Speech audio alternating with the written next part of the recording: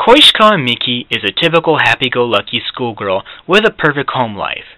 Then suddenly, it all comes to an end when her parents happily announce to her that they are getting divorced. So, why are they so happy that they're getting divorced? It's because during a trip to Hawaii, they met another Japanese couple, the Matsudas, and they fell in love with them and decided to switch partners. But hoping to make things easier for everybody, they will still live together. And to make things stranger, the Matsudas also have a son named Yu, spelled Y-U-U, is also the same age as Miki. Yu is very handsome and instantly popular while he transfers to Miki's school and seems more accepting of his parents' situation, while Miki is vocally against it, and Yu constantly teases Miki. Eventually, she has to accept her new conditions and the feelings she is developing for her new stepbrother.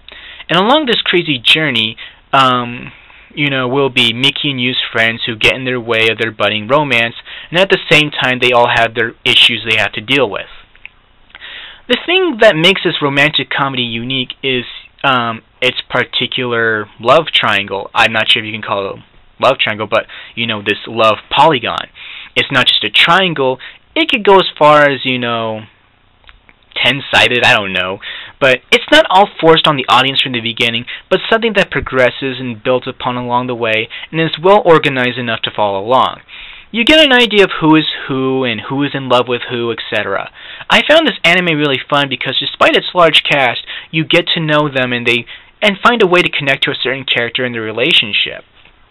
I feel the characters each give their own contribution, their own development, and, their own resolution. I mean, the characters are just really well balanced. What's also fun about this anime is its comedy. Miki takes things the worst way possible. In some ways, you do need to feel sorry for her, but at the same time, I can't help but feel but laugh that she gets played at times. But I feel that the anime teaches a good lesson is understanding each other's feelings and know when it's not good to mess around with people and all that stuff. And I think it also does a good job of showing, how teenagers can be impulsive and, they tend to act on emotion and hormones and all that other stuff. But, of course, the strange thing is the whole step-siblings falling in love. Me, being American, divorce is openly common, though I never grew up in that environment. But, I have friends who've been through that, and I know enough to understand the situation to see that, stepbrother and stepsister falling in love, it's not all that natural. But considering the circumstances they live in, the situation seems more comforting and, it comes across as more natural. But I have never heard of step-siblings ever involved in such a way, so this angle brings a distinct kind of tension to the relationship as well. I think a lot of people can agree that this series went longer than it should have, but for over 70 episodes, I think that's more than enough to cover a manga that I think was 7 or 8 volumes long and still told a very great story. But the last third of the anime has a filler arc that brought its own kind of personality and brings a new obstacle to Yu and Miki's relationship that really strengthens it by the ending. And speaking of the ending, I felt that a certain aspect, or a huge aspect of it, was way too anticlimactic. But I guess without it, they could have ended the story from the freaking beginning. So I give the story and characters an 8.5 out of 10. While the art and animation is pretty standard for the 1990s, it's nothing too glossy or nothing too grainy.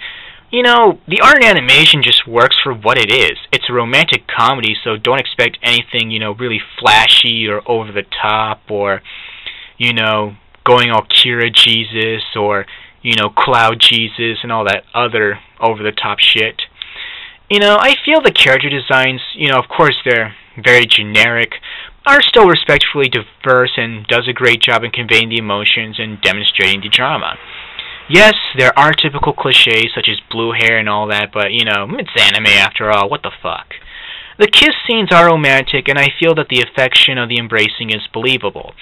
The only high-intense action sequences you get are the tennis scenes, and all I can say is, don't expect any tennis scenes where they hit a ball so powerful as a meteorite that can cause mass extinction like in Prince of Tennis. If you're into that crazy shit, then the tennis in this anime might not be for you. I thought the school uniforms were pretty nice looking and conveys that it's an elite school. I thought the environments were nice, and I thought the school was very attractive looking. So I feel besides its age, there are really no flaws, to give the animation or art. I mean, for a romantic comedy, it just works for what it is, but, the art's very simple, but still, very emotional. But it's good enough for an 8.5 out of 10. The first thing I want to admit is with the voice acting is I have never once watched the English dub. I really have no interest in watching dub and probably never will. And, if you've watched it, whatever. Now that I've gotten that out of the way, I'll talk about the Japanese voice acting, which consists a lot of who's who. It's a big ensemble voice cast. Yu is played by Okio Ryotaro, who's also voiced Trace in Gundam Wing, was the voice of Saga in the Saint Seiya Hades OAVs, and the voice of Scar in the 2003 FMA series. He does a great job of being a teenager who likes to fool around and really brings out that playful personality. After all, the name Yu means to play, so I felt his acting brought out the character's namesake. He also does a great job of having him, being secretive, which is also part of his character, and really captures all of his qualities.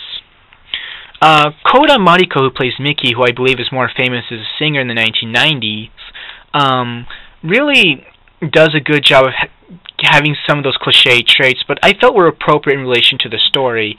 And she is whiny and has a high-pitched voice, but also gets easily excited.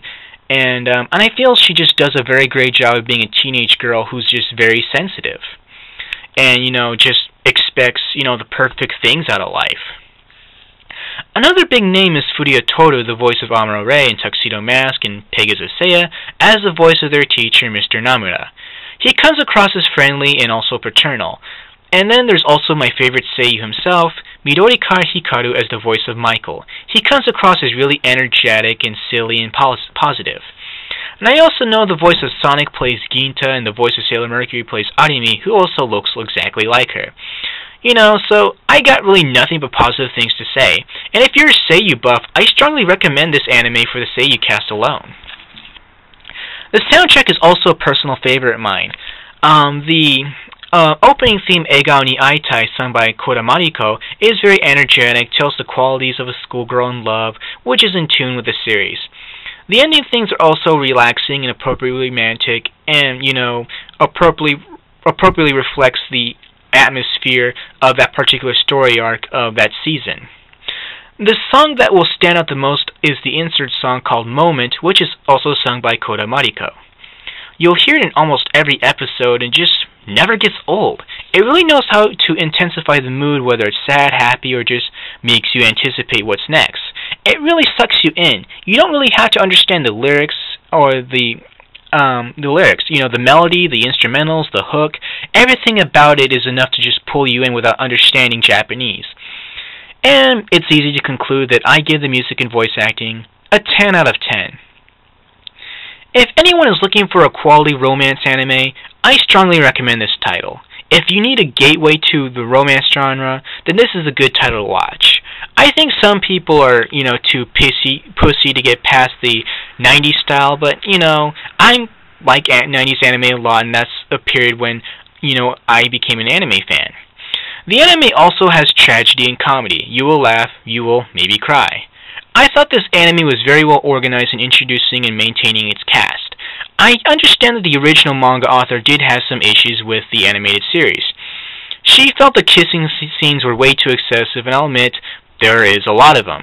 She also felt it was awkward that the American characters spoke perfect Japanese, but when you watch other sci-fi anime like Macross and Gundam, in which it features a lot of, other ethnicities besides the Japanese, they all speak perfect Japanese. Or when Miyata in Hajime no Ippo goes to Thailand, everyone speaks Japanese. So foreigners speaking Japanese in anime is going to be around forever, and it's, just something we just magically overlook. But anyway, I can recommend this anime for a lot of reasons, but let's just say that my overall score of an 8.9 out of 10 is enough to recommend this to you.